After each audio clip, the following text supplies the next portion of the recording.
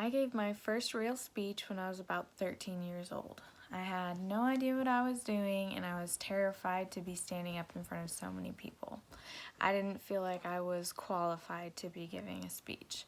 I was very unorganized, and I didn't know how to format my speech. I had a little bit of my mom's help at the end, but by that point I had already felt like I had no idea what I was doing. I hope that with this new knowledge, we will all be better organized and more confident in speeches in the future.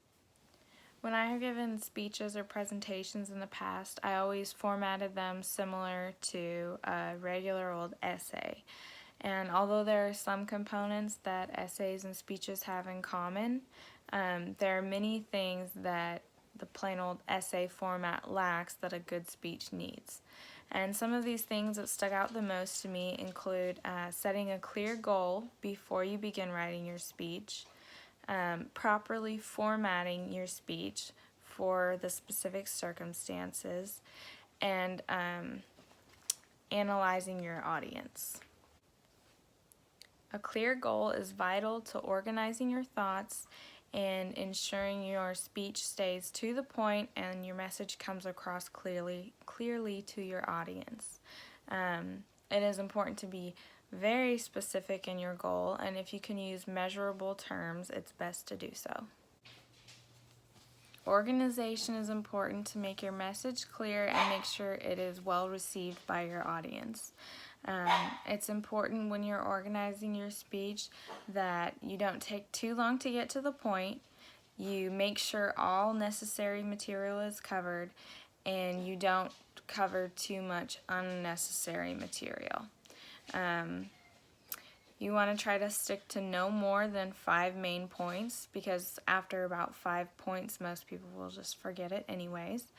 And there are several organizational patterns that can be used to help your speech come across better, and it's important to choose the best of those patterns for your specific situation.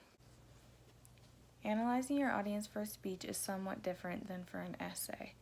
When analyzing your audience for a speech, it's important to identify the key audience members who you want to have the greatest impact on, and it's also important to keep in mind your audience's level of knowledge on the topic.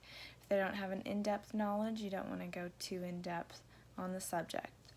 It's also important to keep in mind personal preferences, demographic characteristics, as well as the group size throughout your speech.